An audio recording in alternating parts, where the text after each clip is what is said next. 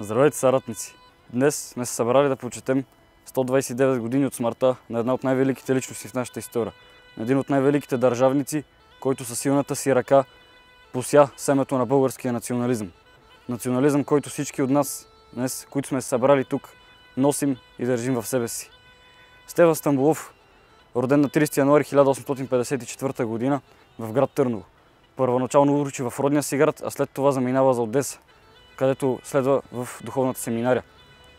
След известно време, едва 19 годишен, той завръща в България с единствената цел да се посвети на свещената борба в името на Отечеството и така пленува над българския народ свобода. През 1874 той участва в Общото събрание на БРЦК, където той се отличава със своето остроумие и така присъщата му енергичност.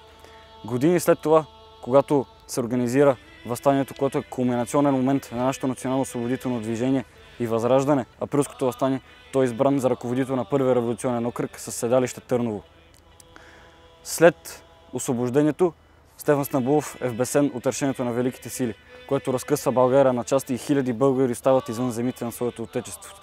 Те обаче само запалват искрата на един следващ период, също толкова величествен, колкото и нашето възраждане – борбата за национално обединение. Стефан Стамболов, вече 25 годишен, започва да се занимава с политика. Член на Либералната партия, като след разцеплението в партията той застава под крилото на неговия приятел Петко Каравелов. Партията по-късно прераства в Народно-либерална.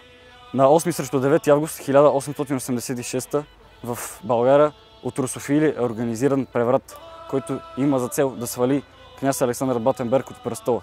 Стефан Стамболов е един от дейните участници в контрапреврата, целящ обратно да върне монарха обратно на власт. Освен силното му занимаване с политика, през 1887 той става министър-председател. Следва един период на разцвет. Разцвет дори е малка дума, с която можем да опишем това управление, което кара западните ветници да го заговорят за икономическото чудо на Балканите. Той води политика на протекционизъм, защитава родното производство и във външната си политика изгражда доста добри отношения с високата порта, което е опит за приближаването към нашето национално обединение.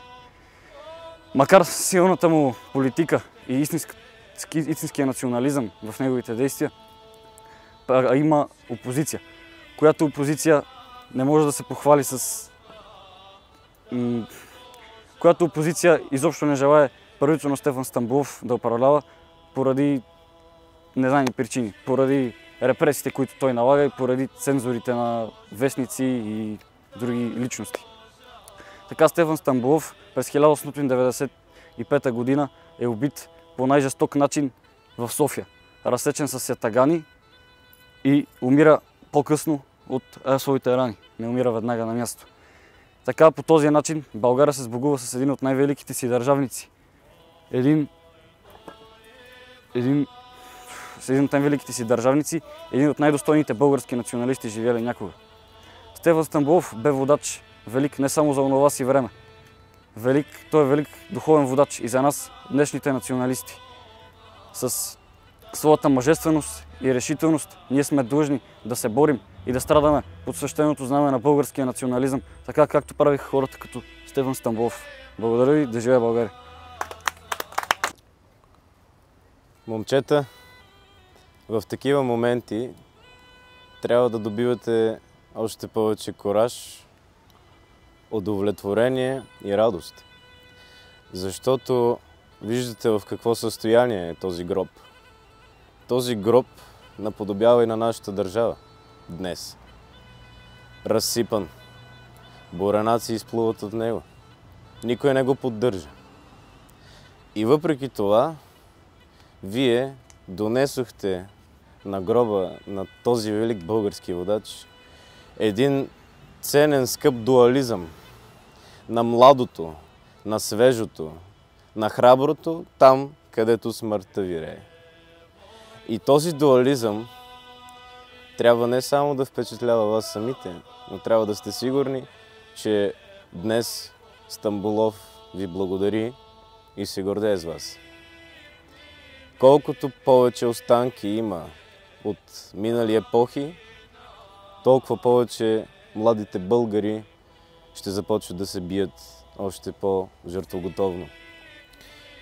Знаете, че Стамболов прекарва много голяма част от живота си под турско робство. И знаете, че той също е виждал големи крахове в организациите на българите срещу турските власти.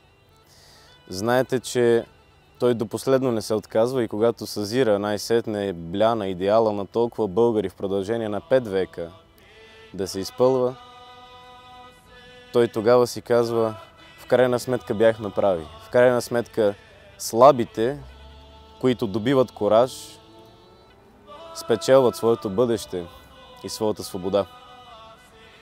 Затова и днес ние може да сме малко, може да нямаме много възможности, може да не сме от калибъра на други световни сили.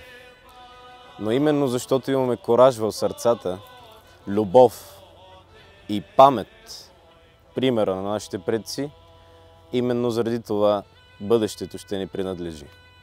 Не се отказвайте, защото точно в тези моменти ще се калите още повече. Един друг ще се изградите като добри момчета, като добри съратници. Ще се опознаете по-добре, ще знаете какво е да тръгнеш от нищото. Да тръгнеш без пукнат грош, без дори ясна цел на къде. Просто тръгваш. Знаете, българите по турското робство до последно не са вярвали, че ще падне. Българите под комунистическо робство до последно не са вярвали, че ще падне. А днес, когато робството не е толкова явно, когато робството е повече душевно, отколкото физическо, днес българинът не иска да падне. Но ние сме тук, за да покажем, че днешното робство прилича на този гроб. И че днешното робство ще бъде победено не с оръжия и боеприпаси, а с нашите души, с нашия подвиг и с нашия пример. Затова зарадвайте се, не унивайте, напротив. Трябва тези ситуации да бъдат запечатани във вашите мозъци, за да може после победата да бъде още по-сладка. Благодаря ви.